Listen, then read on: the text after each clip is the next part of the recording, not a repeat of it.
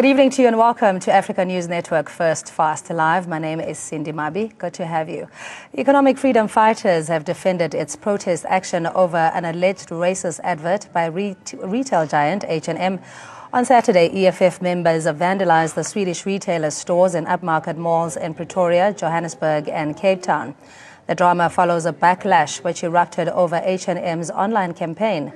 In the latest action, EFF supporters turned up at the H&M stores at Mall of Africa this afternoon, and EFF has taken issue with H&M's children's hoodie advert, saying it degrades black people. Hennes and Moritz, or H&M, stock is down over 55% since reaching a high in March 2015. Meanwhile, police are studying CCTV footage with a view to possible prosecutions. Well, black people are already called monkeys, and then if you make them wear the t-shirts, like, it is actually kind of an act of racism, actually. I think that was totally wrong for people to do that, because you can't make someone wear a shirt with is written monkeys, because actually many people diss, like they say you monkeys, you this and that, and then when you wear them, that shows an act of racism. I think that was actually wrong. People shouldn't do that. I think they have to change and then maybe do something which is different, but then not making people write that. I think that was totally wrong for someone to murder with that thing. Okay, I think it's unfair with about close to 10,000 to lose the job because of one silly advert I'm a curious magin a jungle, and this thing at the EFF I think is useless because Aban was like themselves at the end of the day. So that's my intake. Okay, for me, like, raising my opinion, I think like what EFF did, like, wasn't cool or wasn't right. I mean, like, what we had to do was to raise an awareness, and all what H&M had to do was to retract whatever they did and send apologies out there. And I mean, like, I don't promote what they did with the coolest monkey in the jungle. That's totally, I mean, too racist and not cool. I mean, for me, it was just a matter of, I don't know, maybe the marketing or the advertising team that did mistake. So it wasn't supposed to be like vandalizing the whole H&M thing. So it was just supposed to be something that retract the advert, take back all the jerseys or whatever the hood they made, send apologies. If there are damages, pay for their damages. Then that was it. And of course, the lines are open 011-203-5120. That's 011-203-5120. Kim Heller, political analyst, is in studio. And Lindsay Marsdorp, Black First Land First National spokesperson. And Refulwe Ntshehe, DA National spokesperson, on the line. Good evening to all our guests. And thanks for joining us. Good evening, Refulwe. I know you have another engagement, but just in terms of the complaint that you've written to the International Chamber of Commerce, so what exactly are the punitive measures that the DA is seeking in this matter? No, look, obviously when you see something like what... Hi, Refulwe. I'm here. Hi, can you hear me? Yes, can you hear me? Yes, yeah. yes. So what does the complaint entail? No, I think the main thing is we need to look at a legal solution to problems instead of vandalizing, because that's literally committing a wrong doesn't rectify another wrong.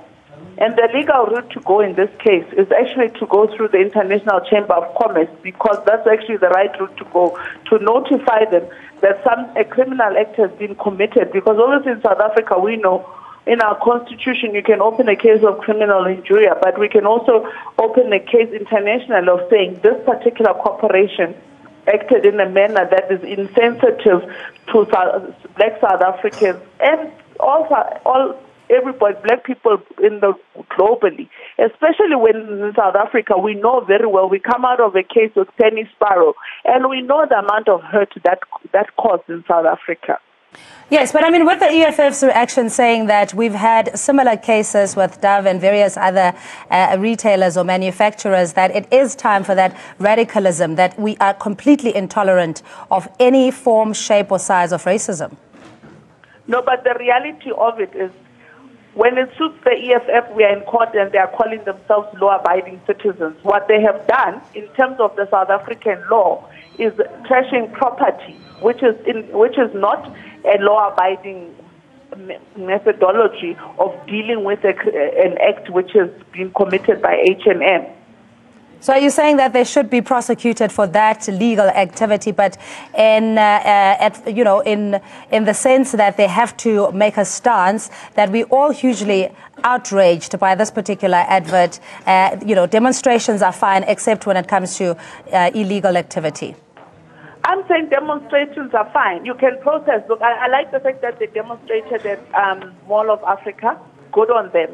But I think demonstrate in a manner that, yes, you want to achieve an objective, but don't commit a crime while you're busy demonstrating. All right. Then it does not remedy the situation, actually. Okay, so what outcome are you, or when are you expecting any response from the International Chamber of Commerce? I don't know. It will depend on how quickly they respond to us. We can't determine that for them.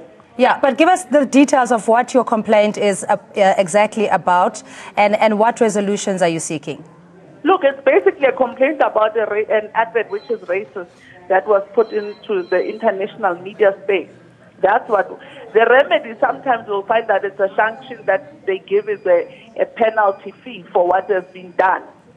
But we can't determine what the ICC will come up with at this point in time. They must come up with a sanction or the remedy. Okay, Refilwe, thanks again for your time. Refilwe Ntshehe, DA National Spokesperson, on the line. We do invite the EFF, but you know how acrimonious that relationship is. But you at home are most welcome to give us a call, 011-203-5120. Do you agree with the actions of the EFF? Kim Heller and Lindsay Marstorp are in studio. We'll start with you, Kim. Thank you, Cindy. Well, first of all, I must smile. I'm not sure whether to laugh or cry at some of the reactions that we've just heard from the DA, as if they want to control reaction to racism. But perhaps we shouldn't forget that oxygen is really the lifeblood of the DA. So I wish we had seen the kind of condemnation from the DA towards the anti-Zuma marches and protests and demonstrations as we're seeing now. But back to the issue at hand. The spew of racism that we see in South Africa is symptomatic of a deep structural racism that is inherent in our system, and the fact that we have an almost omnipotent system of white power exercised through deep racism. And for those who are speaking about the violence and disruption and chaos of marches such as the EFF and their disruptions today, they seem to be very silent on the everyday violence of racism. And I don't know why we should try and seek a polite response to racism, because it's ever prevailing. Racism is violence, racism is disruption, racism is looting. But is vandalism, though, the only other response, so that you can retaliate and fight back racist, in this case, an advertisement? I think, firstly, as Black First Land First, we applaud every single response to racism, regardless of political affiliation. Any black person who comes out categorically clear and commits to action that disrupts the norms of a white racist society, we agree with that. But we must be able to locate this as a thinking movement. We must be able to locate these actions within that. When we look firstly, and then just to answer directly, vandalism does not, we can't use the language of vandalism when it comes to acts against racism. We are constructed out of violence. We will deconstruct the society and take back land through violence. We must then also understand, if we are angry over a few mannequins being thrown out, I don't know how people are going to feel when we take Johan Rupert's farm. Then on the EFF, we must understand why they do this. Leading up to the next election, it's very important that all the defenders of white monopoly capital must now garner support amongst the black base. But to get that support, you must engage in these actions, radical actions. Now, the H&M is a very soft target to take. We must never forget that the EFF threatened to shut down every single Absa bank in this country indefinitely. They have not even stopped an ATM from working. They still not have confronted the structures of white power, which essentially rests in the financial industry. Yet they've gone to H&M. Now, then we must locate this and understand why they're doing it. They're doing it for three reasons. The first reason is because they want to make black people believe they're interested in change away from racism. The second reason is because they're actually paid by those people like Wissa and Rupert, who have homogeneous control over the South African economy, and particularly retail sectors as well. So we must understand why they do these things. And then thirdly, the third important reason is they actually get funded to do these things. In a similar way as during during the Anglo-Boer War, there were black people who supported different sides of white power. Right now, the EFF supports white monopoly capital and the maintenance of the status quo of Johan Rupert in this But I mean, country. we're not privy to political party funding in terms of where the money comes from. How can you say that with surety that they're being bankrolled by white monopoly capital? By Johan Rupert, and well, we do know for a fact that when Julius Malema went to England, like you said, he'll never come to these studios and meet with you, but he'll meet with Lord Drummond and Nenwick in London. He basically did a 180 on his position of shutting down ABSA, of ensuring that the Reserve Bank gets shut down and ensure that black people's land gets returned. He did a 180 on that, and he did it for one particular reason. He did it because he understood that his funding, his ability to sustain himself as an individual, as a political party, means that he's still a particular white line. We then see in the next moment when he decides that he will give his votes to the Democratic Alliance. It's funny that you shut down H&M, but you give votes to a racist white DA.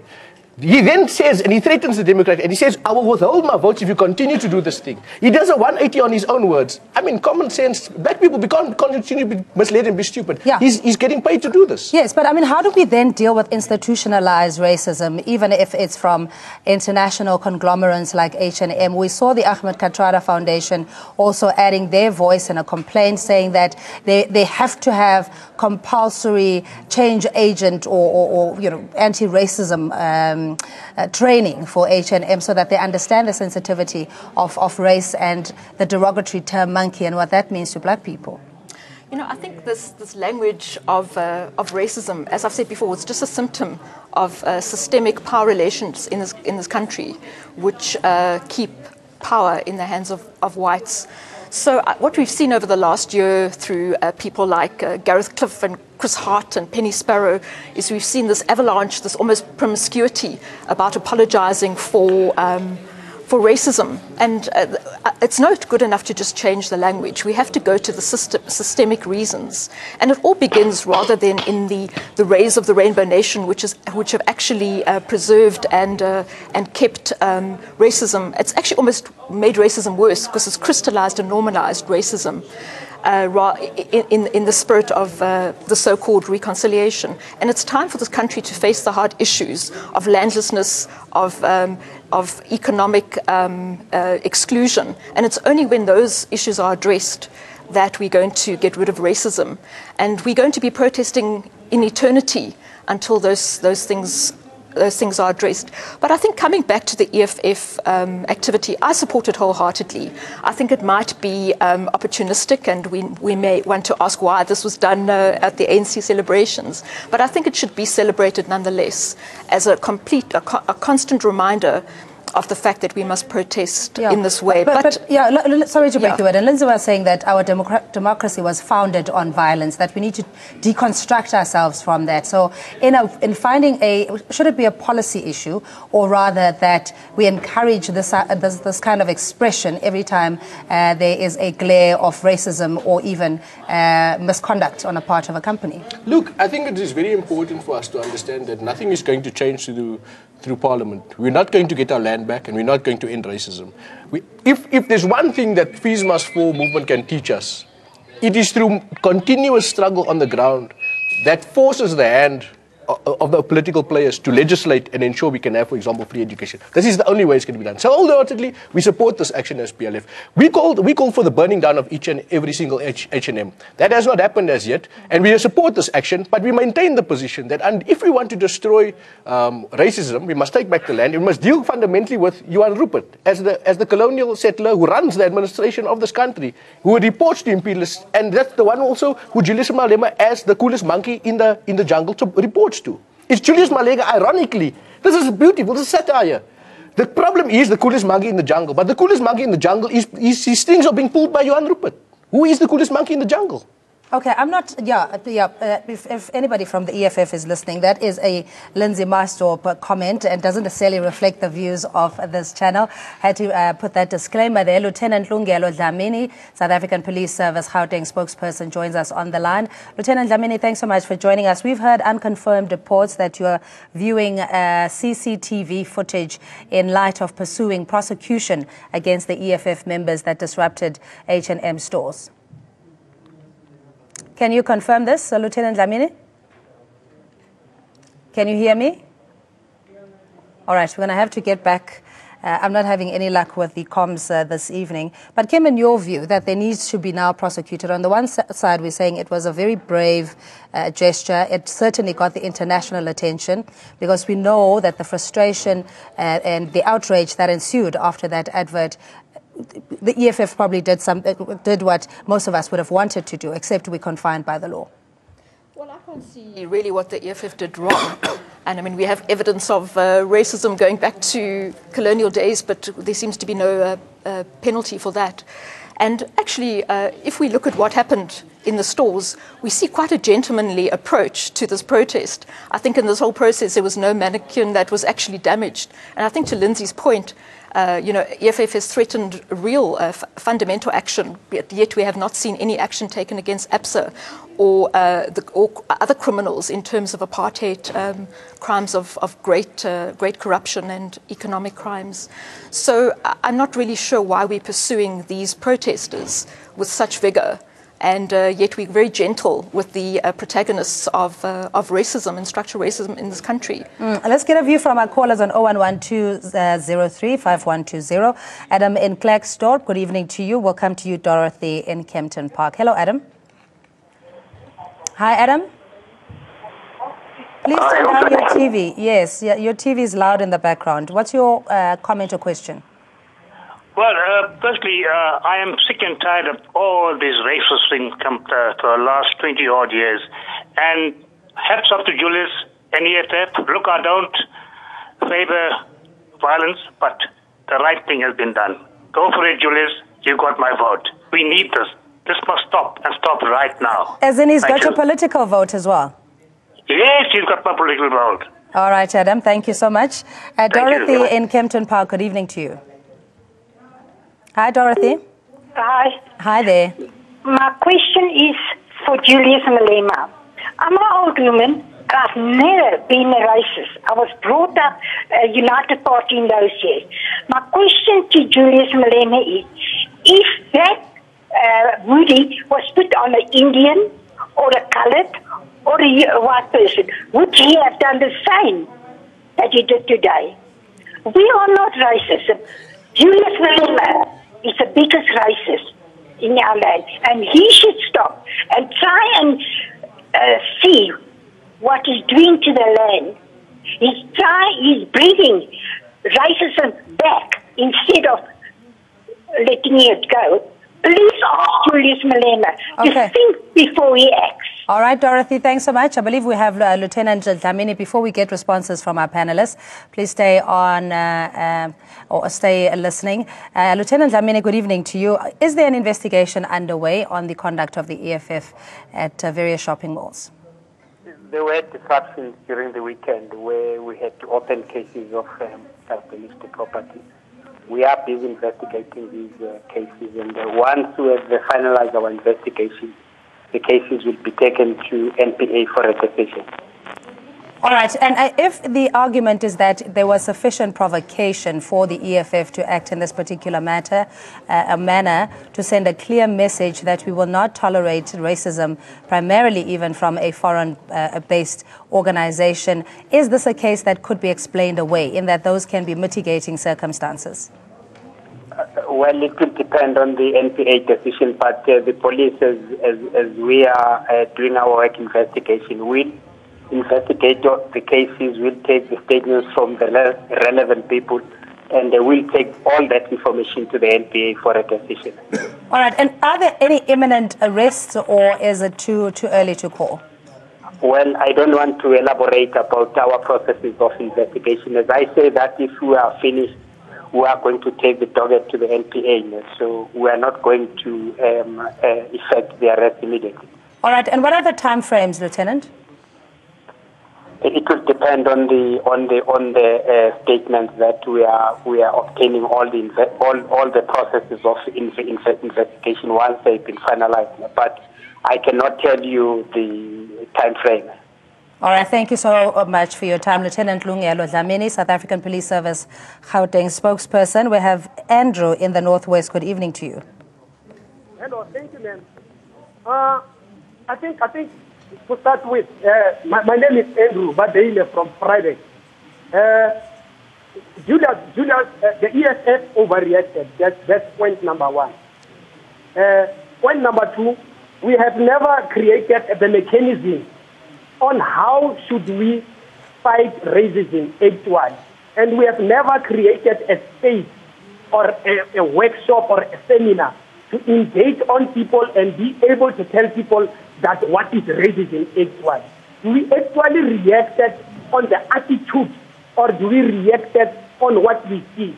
Actually, if we can, because the only conference on racism that I can still remember is only in 2000 when America couldn't attend that conference. Now, my point is, if ever we can find each and every smallest thing that pass by and then be able to say that it's a racism, no, that's not how we should live. All right, Andrew, a more pragmatic approach saying we need mechanisms in place to deal with issues of racism. Just your reaction from our callers. We'll start with Adam. They're mixed reactions, obviously. Some supporting the EFF and some saying that it's an overreaction. Dorothy saying they, in fact, are more divisive and are spewing racism, in your view. Kim? You know, there's a beautiful quote from a true revolutionary, Malcolm X, who said that racism is like a Cadillac. Every year there's going to be a different model. And, you know, listening to some of the callers and some of the dialogue around this whole debate, one wonders whether we actually have the consciousness in South Africa to ever truly deal with racism in a proper way. And perhaps, if I can be provocative to say, perhaps that the ANC needs to declare this year the year of Sobukwe, not Mandela, in confronting the ills of the past and putting this very racist past behind us, because we don't seem to have the will. And sometimes I wonder whether black South Africans themselves have the appetite for this, because it's tragic and terrifying that they are siding with the oppressor. And it's almost as if property is more important than black lives in this country. And I think we're at a very, very dangerous time. Lindsay, your response? Yes.